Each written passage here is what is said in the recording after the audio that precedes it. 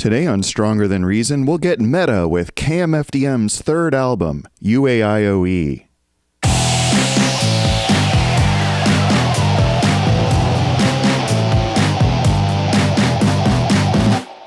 Welcome to Stronger Than Reason. So today we're revisiting KMFDM. They recently announced that they'll be releasing their 22nd studio album on February 2nd, 2024. It's called Let Go, and the artwork dropped last week. If you think about it, that means they've released 22 albums in the last 38 years, so roughly an album every other year. It's clear this is a band with an artistic drive that is nearly unparalleled in the modern day and age.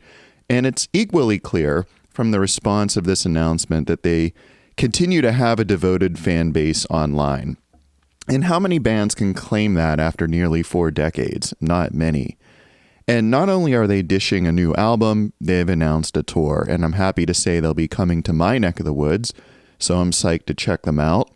I only saw KMFDM once live, as I may have mentioned about 1,000 times, way back in 1997 for the Symbols Tour, which was arguably their biggest lineup and most epic tour ever. Maybe I'm biased. So yeah, this is a band with a lot of life still in it. Most bands who are active in the 80s are either long gone or at that point where they're releasing an album every 15 years or so to lukewarm response. Not so with KMFDM. If anything, they've been consistent over the years. Now, I may be on record as not following them as closely since their breakup around the millennium there and their subsequent reformation, and that's true enough. But then again, I don't really follow any bands as closely as I once did. So my music consumption has changed a lot over the years. I've kind of mellowed out. I simply don't invest as much time in it as I once did. And that's why, obviously, I have a show like this that talks about the older stuff, because that's the stuff I did invest in and that I can still speak sensibly about. But I can say that I at least listened to all of those newer albums, some more than others, and I have some favorites among them. And I've definitely heard enough to know 2 things: that KMFDM have stayed true to themselves, and, that they have also pushed themselves. They've explored a variety of styles. Now, this is my 4th episode about the band. I've talked so far about Naive, Money, and Angst, and each time I've brought up this concept of conceptual continuity, and this is something that's central to KMFDM's philosophy. But it's not something they originated. It was actually coined as such by Frank Zappa. And the idea is to simply create something that has something in common with your previous work. So there are through lines across the work as a whole. There are common attributes or recurring elements that relate all the various pieces into one overall piece. And Frank would achieve this in different ways. Sometimes he'd throw in one of his favorite musical references, like having a song suddenly interpolate Stravinsky's Rite of Spring, or through what Frank called xenochrony, which was a process of taking 2 pieces of music recorded at different times and merging them into a new piece of music, which he could do because he paid very close attention to the music his band was playing, the tempos and the keys they used, and he knew what pieces were compatible for this sort of thing. So KMFDM has employed conceptual continuity by name. For instance, there's a sample in the song Power that goes, "German engineering, astounding ingenuity, over a decade of conceptual continuity." Well, now it's more like 3 decades, but who's counting? But KMFDM's main man, Sasha Konietzko, had his own tricks for doing this, as we've discussed from time to time. To wit, he often reused lyrics and melodies, or he reused lyrics but in different languages, or he recycled old sounds or riffs into new songs, or he borrowed from other sources and influences, like Frank Zappa, for instance. So Sasha's on the record as being a big Zappa fan, and nowhere is that more evident than on their 3rd studio album, which they recorded when they were on the cusp of reaching their definitive sound, which they'd fully realize in 1990's Naive. Gunter Schultz was not yet in the lineup, so the guitar on this album was limited to some wild leads and chugging provided by co-vocalist, guitarist, drummer, and full-time weird dude, N. Esch. But as we'll see, the lineup for this album and the particular approach that Sasha would take on it toward conceptual continuity would produce a very curious album indeed, maybe one of the strangest in KMFDM's huge catalog. And of course, the album I'm talking about is UAIOE. Now, let me talk about first hearing this album. This album came out in 1989, and I didn't pick it up until much, much later, around 1997 or so. I never had it on cassette. I never even had a copy, which is really saying something given that it was the 90s and we copied everything. But I got into KMFDM heavily throughout the 90s and eventually just picked up all of the albums that they had out at that point. And this is their third proper album. Again, not counting Opium. I know that's a controversial take, but the first three albums are all pretty strange. The band was really casting about trying to find their sound. And really, it's a good example of how a band doesn't come out of the gate fully formed. So let's all have a moment of silence here for all the great bands that the labels just didn't really give a chance to fully develop. Okay, enough of that. But seriously, it would take KMFDM 4 years to finally hit their well-known modern sound on their fourth album, and that's a stretch from 1986 to 1990. So I do remember picking up the first couple albums and feeling kind of disappointed because to me, they just didn't rock enough and they didn't have that sound that I knew from Naive and Money. So when I first dropped $15 or whatever it was to get this CD, I was prepared for the worst. However, I was pleasantly surprised. And it's true that it didn't quite sound like Naive. As I mentioned, Gunter Schultz wasn't on this album. So with a few exceptions, the guitar kind of takes the back seat. But the ultra heavy beat had developed by this point into something that was recognizable, and it fuels all of these songs on this album. In short, I think this is the funkiest album KMFDM ever produced. And even without all the metal guitar, the bass lines and rhythms, they're pretty funktastic. And the songs here have a lot of balls. They rock even without the metal riffing. And the vocalists, let's talk about the vocalists for a second. So I'm used to hearing Sasha and Enesh sing, and they do on here for sure. Sasha in particular really belts it out on his songs. He's practically screaming. But there are two other vocalists here. One is Sigrid Meyer, who is maybe one of the first KMFDM divas to provide backup vocals. And she sounds awesome and paves the way for the likes of Dorona Alberti, Cheryl Wilson, Jennifer Ginsburg, and eventually Lucia Cifarelli. Another is the somewhat mysterious Morgan Adjei, about whom all we really know is that he hailed from Jamaica, but he lends an undeniable style to this record. He freestyles over his songs in a way that, as far as I've seen, is just unique among the KMFDM canon. In fact, Sasha couldn't fully transcribe his words for the lyric sheets in the reissues because Morgan was just winging it in such a loose way, sometimes rapping and sometimes just talking. But I think he's great, and he adds a lot to the vibe on this album. So as a new listener to UAIOE, I was really happy. This is an album that I would go on to play over and over and over.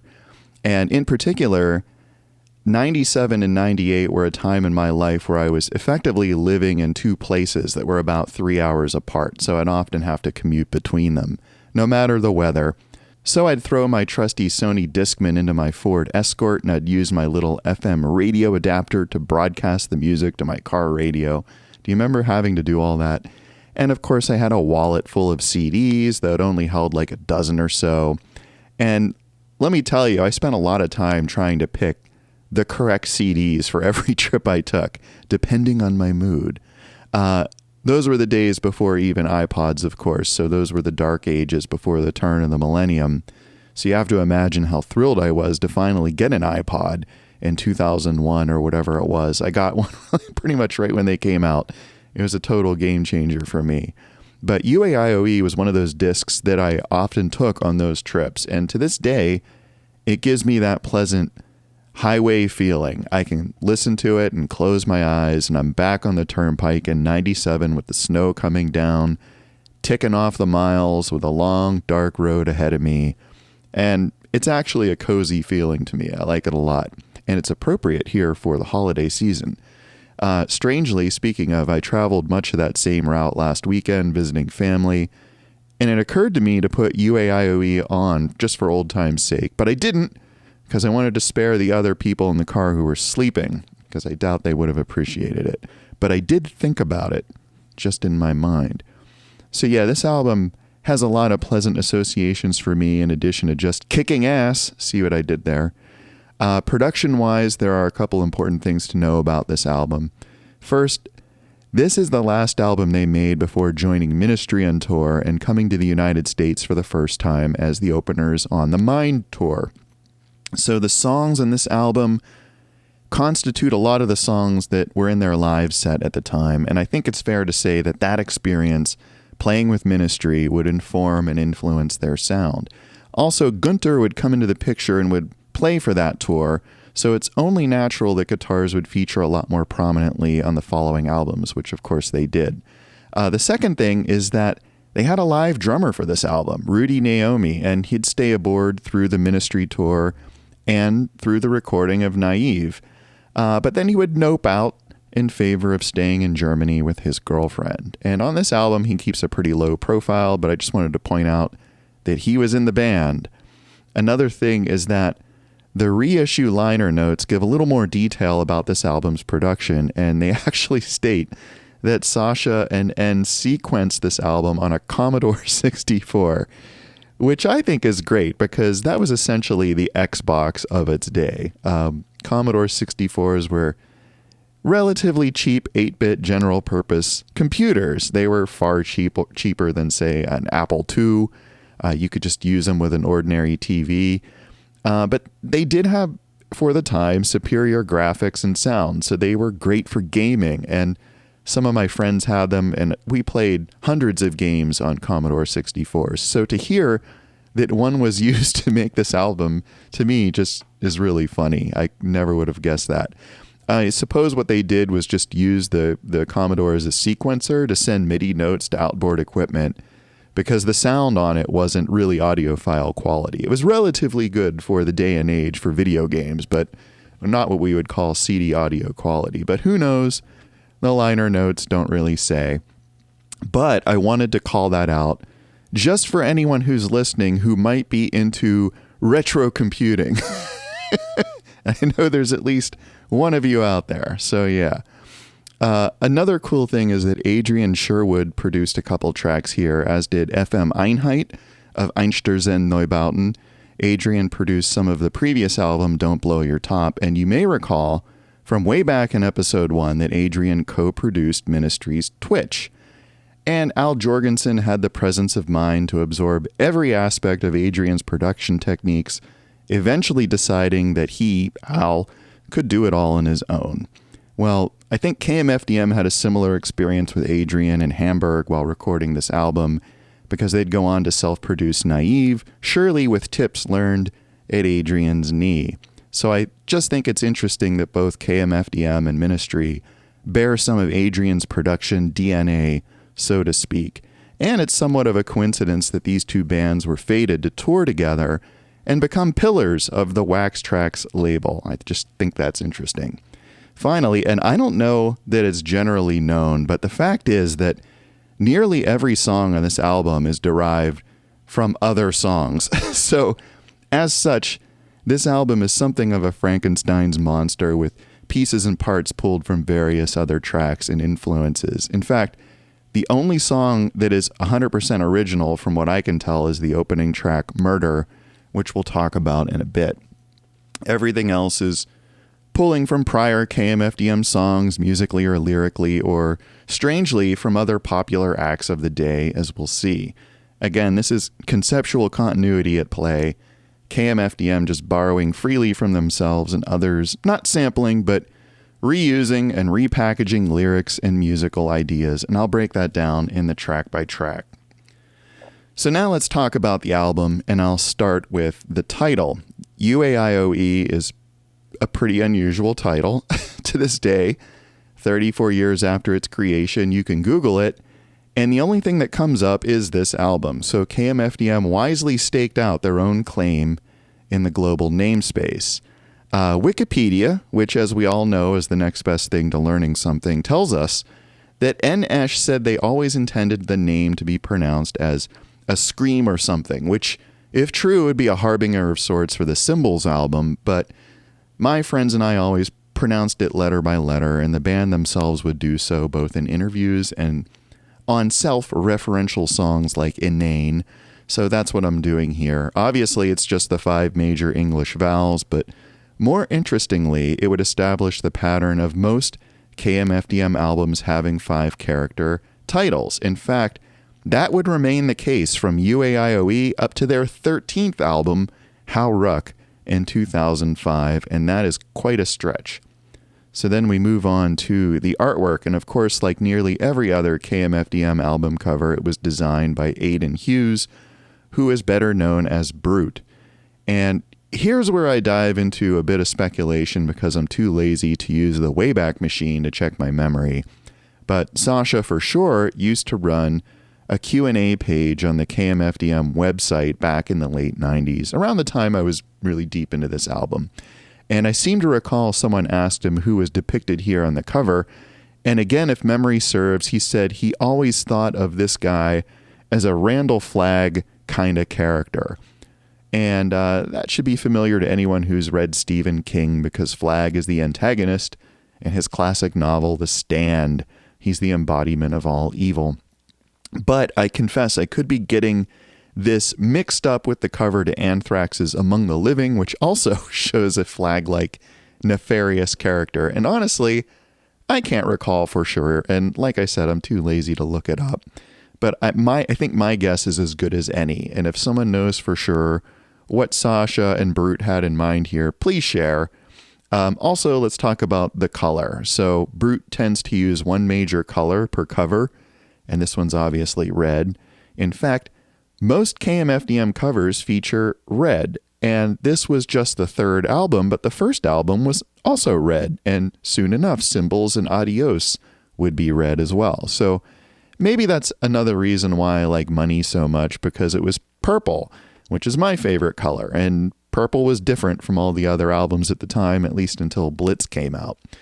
But yeah, I find the red KMFDM covers a little bit more boring. Maybe it's just me, just because there's so many of them. That's my hot take of the day. So anyway, let's dip into the music finally, talk about the tracks on this album. The lead-off track, like I said, is a real corker. It's a favorite of mine. It's called Murder. This is the first track on here sung by Morgan Adjei. So right off the bat, we have a different, unique voice to introduce this album. And I gotta say, I love it. He has such a cool accent. It's so different from any other KMFDM song, any other album, and it fits the music here perfectly. I don't know what to say. I'm telling you, this guy could have had a career as the main KMFDM frontman. If only he weren't ousted by a jealous Sasha. No, I'm just kidding. But this is the only album that he appears on, and despite what was printed in the UAIOE reissue liner notes, he's evidently not dead. Some fairly recent online discussions turned up a relative of his who reported that Morgan is alive and well and living in Ghana. So that's awesome to hear. But Murder brings the funk right away with a strong beat, a strong bass line, and lots of changes. This is a song that just never gets boring. It shifts from vocals to guitar leads to choral samples to whatever, but it's always groovy. And of the 3 songs that Morgan sings in this album, this is maybe the one with the most vocal structure, because he freestyles the verses, but the choruses always have the same kind of structure. And it sounds great. I mean, my favorite part is where he just repeats, "Peace, I'm with it. Love, I'm with it." And I'm not sure anyone but him could have come up with that. And I've seen old videos online of Sasha singing this tune live in the 1990 tour. And I think it's cool that they played it, even though Morgan wasn't on the tour. Sasha sings the lyrics he knows, and in that kind of spirit, he just sort of ad-libs the rest and does a pretty good job.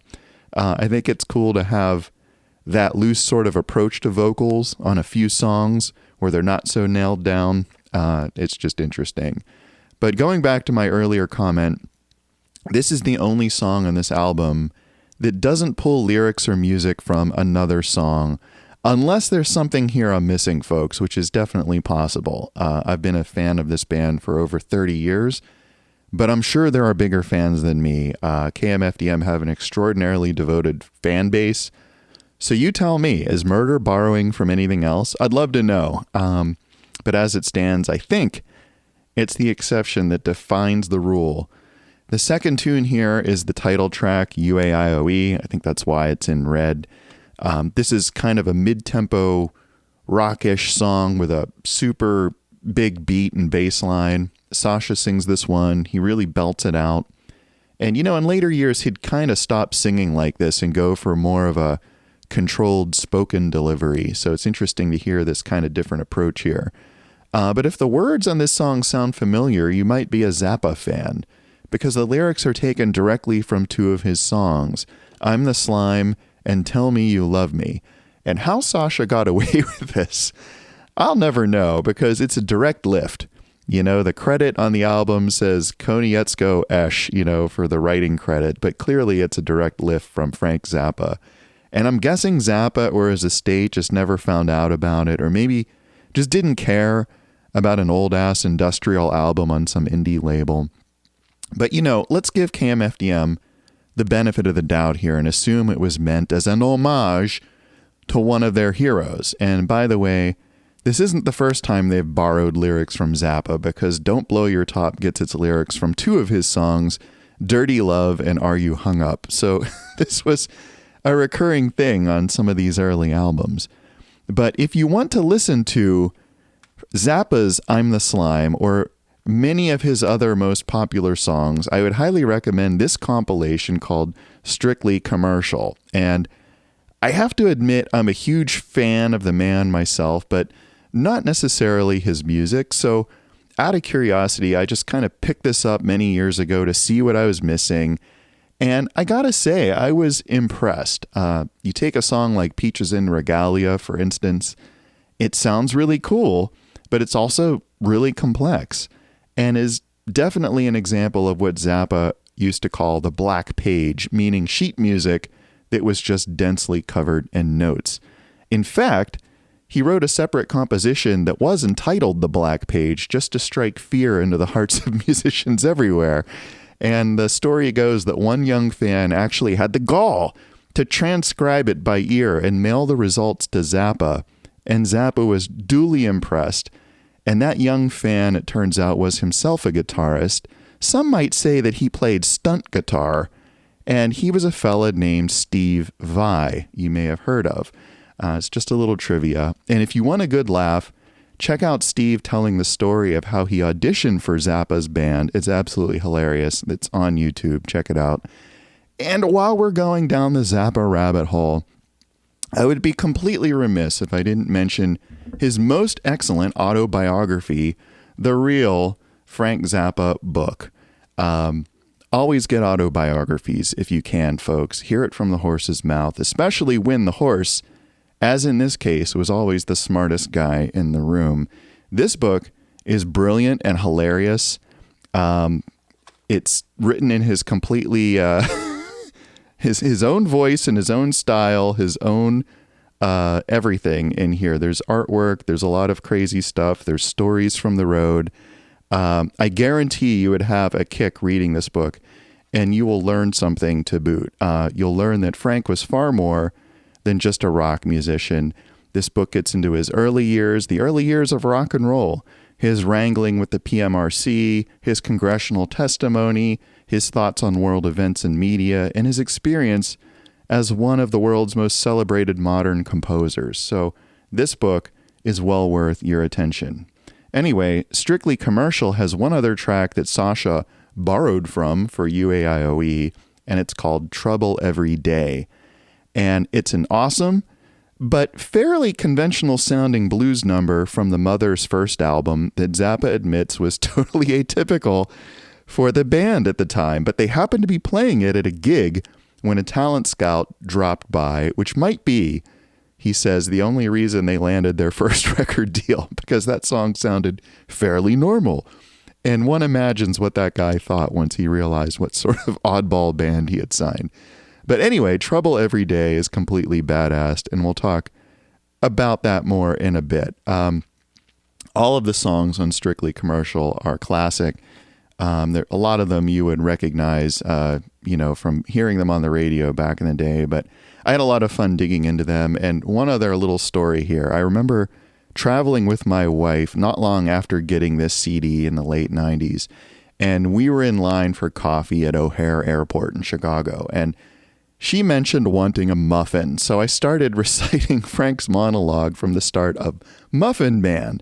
But being a new fan, I couldn't quite remember the name of the kitchen mentioned in that song. And I said something, and whatever I said was wrong. I screwed it up.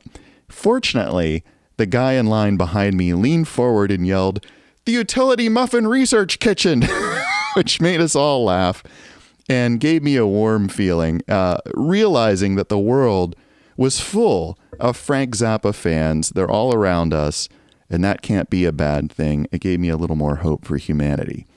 So anyway, yeah, that's the track UAIOE, and it's a pretty fun song, if a bit of a Zappa mashup. Next, we sort of dial things way back with Loving Can Be an Art, the so-called saturation mix. And Morgan makes another appearance here, essentially singing the lyrics from their older song, Connellan, which appeared on their debut album, What Do You Know, Deutschland. So Loving Can Be an Art is just KMFDM covering itself a few years later. They would do this from time to time. For instance, we said on Money that the track I Will Pray was just a remake of Godlike, and this might be the first such occurrence like that.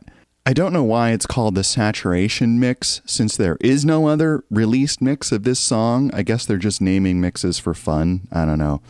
Anyway, this song is just way cooler than Connellan. It starts out super dubbed out and minimalistic with a huge bass line, and it slowly builds up to this big epic ending. And I just really dig it. By the way, Connellan is evidently not a word, or at least it's a word that the interwebs only associate with KMFDM. So maybe it was some slang of theirs. Maybe you can figure it out from the context of the song. Let's move on to track 4, More and Faster 243. So now, More and Faster is one of their signature songs. It came out as a vinyl-only single before the album came out, so it was floating around in various formats, and for whatever reason, Sasha thought to include a version here on UAIOE.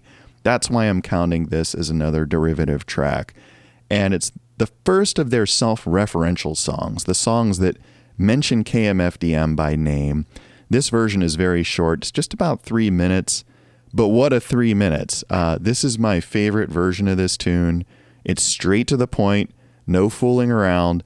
It has a really unusual bass line that has triplets, so it swings really well. And there's just one point in the middle of this version where they really break it down to the bass and emphasize it. It's just super, super funky, and you get to just enjoy this big, juicy bass line for a couple of bars. And I'd like to make a 30-minute edit of that alone. Just like, it's kind of like the Amen break. It's like that good. Anyway, this is kind of like Murder in the sense that the song changes up a lot with lots of strange samples and guitar riffs and weird noises. It almost certainly has N.Esh playing guitar, since he was the only guitarist on board here. Sasha does the main vocals with Sigrid Meyer doing some great backup vocals. It all hits hard and sounds really good. The only thing that bugs me about this, the only thing that hasn't really aged very well about this song, is the lyric about the final solution. I mean, that's in pretty bad taste, and as we say, the optics aren't really great, especially for a band of German origin. Like, granted, we know that KMFDM aren't now and never have been sympathetic to any Nazism, fascism, or anti-Semitism. Quite the opposite. And there's plenty of evidence to back that up. 30 years of music that empowers the individual, direct statements from the band members, press releases. They have Hebrew song titles and lyrics. and even the lyrics to More and Faster itself, which would provide KMFDM with their first motto, which was totally anti-racist. Black man, white man, yellow man, rip the system. So given all of that, why would they want to skirt the line by throwing that reference into this song? And I don't have an answer to that. I don't know. I just chalk it up to youthful arrogance maybe, or possibly satire. After all, the rest of the lyrics are pretty silly. Or maybe it was the tendency that every band had in the 70s and 80s to kind of toe the line on taboos. I don't know. Anyway, More and Faster is a cool and classic, if slightly flawed, jam, and this version is totally great. They did do a proper video for this song featuring the 4 band members at the time, and it's pretty funny. Check it out. So a mystery. Why is this called More and Faster 243? So where did the 243 come from? Sasha hasn't said, to my knowledge, but I saw that he did include 243 in his Bandcamp handle. I don't know. If I had to guess, I would say maybe it's a reference to Front 242, as in KMFDM is one more than Front 242. I don't know. Maybe there's an inside joke there. I've also always wondered, and I've stated this before, whether More and Faster was Sasha's response to Lead Into Gold's Chicks and Speed EP. And I doubt it, though, because Chicks and Speed came out in 1990, a year or so after More and Faster. But, you know, Sasha was friends with Paul, so maybe there was another inside joke there. Also, production note, this remix was done by FM Einheit of Einstürzen Neubauten. And if I'm not mistaken, he would come back in 96 to contribute to the Extort album. Because, you know, most KMFDM contributors come back, some sooner than others. So yeah, he would turn up again. Next is this odd track called Rip the System, the Duck and Cover Mix. Now, this is a remix of the original Rip the System, which was a B-side on the More and Faster single. So the original is really just the More and Faster beat with a repeating vocal sample. This one's a lot more dubbed out. It's not the More and Faster beat, but it sounds like a jazzy sort of thing that Rudy Naomi is just playing a lot of cool fills over. And I think it's a nice mellowish interlude before the second side of the album. So then we go into track 6, which is Thrash Up. This is more of a hard rocking kind of song, as the title suggests. It might be mostly original, I don't know, but I do know that it pulls at least one line from Zappa's Trouble Every Day, the line that goes, "If another woman driver gets machine gun from her seat." So I suspect that this song might be pulling from other sources as well. You tell me. But it's a cool little rock number, and Sasha does the singing here, again, just really belting it out. Next up is the aptly titled Enesh, which Enesh sings, surprisingly enough. This is another rock tune, and I'm really defining rock tune here as any song that has rhythm guitar through the whole thing. The lyrics to this song are taken directly from Demon's Eye by Deep Purple. So, again, it does kind of gall me to see the writing credit to Konietzko Esh. I mean, they didn't write the words, so I don't get it. And it's funny because their next album, Naive, as we discussed, got yanked for an unauthorized sample. But I guess it's okay to take lyrics? I don't know. I'm guessing what happened is that, if you think about it, this mostly German band might have been having trouble writing English lyrics. I mean, they got through the first couple albums all right because they had Raymond Watts around, and he was an Englishman. And suddenly Raymond took off to work as Pig on a solo project. And then they had to fill all of these songs they wrote with some English words. So what are you going to do? I guess you're going to steal from the best. Anyway, the music is original here on Enesh. It's very cool. It's definitely not based on the Deep Purple song, which is more of a slow blues jam, which this is definitely not. But speaking of slow jams, next up is Ganja Rock, and this is the final track that Morgan sings. It's essentially him sounding super high and freestyling over the backing track from Rip the System. So yeah, it's pretty much the same song, just later on the disc. Now with crazy vocals instead of the vocal samples. So Morgan's all over the place here. And it is pretty funny because Lord knows what he's talking about. But the best bit in my mind is at the end when the the chipmunk voices come in singing the chorus. You've got to lose your mind to the ganja rock. It's hilarious. It's silly. It shows the band's sense of humor. And it's just this like perfect moment of self-awareness. I just love it. It's great. So it's a cool track. Finally, we round things out with a bang. Track 9 is Thumb Thumb. And this is another rockin' song with a motorish style beat.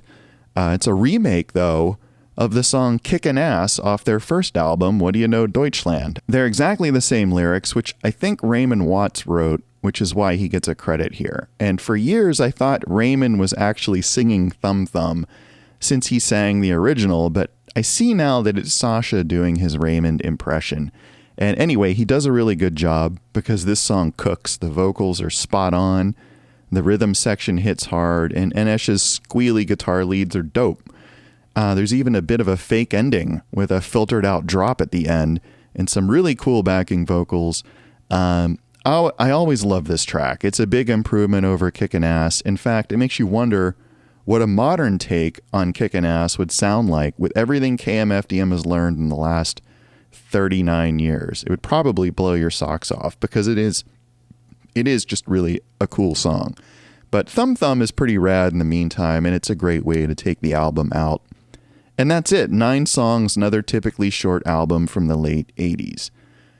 Why do I love it? As I said, it's the last album before the band would tour with Ministry, move to America, and finally achieve their classic sound. So it's a curiosity as a point in time, a snapshot. It's also a cool record in its own right. I think Morgan's presence adds a touch that doesn't exist on any other KMFDM record, as far as I know. Vocals by a person of color. Someone correct me if I'm wrong. I'm not familiar as much with their more recent albums. But regardless, I just love Morgan's voice and his delivery. It provides a great contrast to Sasha and Enesh, who sound somewhat similar in comparison. I think Sigrid Meyer also sounds great on this album. She provides the template for a long line of powerful lady singers in this band, and Rudy Naomi's drumming adds some variation in the rhythm department. I think a real drummer is always going to play more imaginative fills than someone is willing to program. Always, always, always. Programming drum fills pretty much sucks, which is why you don't hear very good ones on much electronic music. I also dig the Frankenstein aspect of these songs, how they were sort of rehashed, revised, and reissued from various other things. It's almost like Sasha is making stone soup. This is a guy who's so creative that he could make something great from nearly nothing.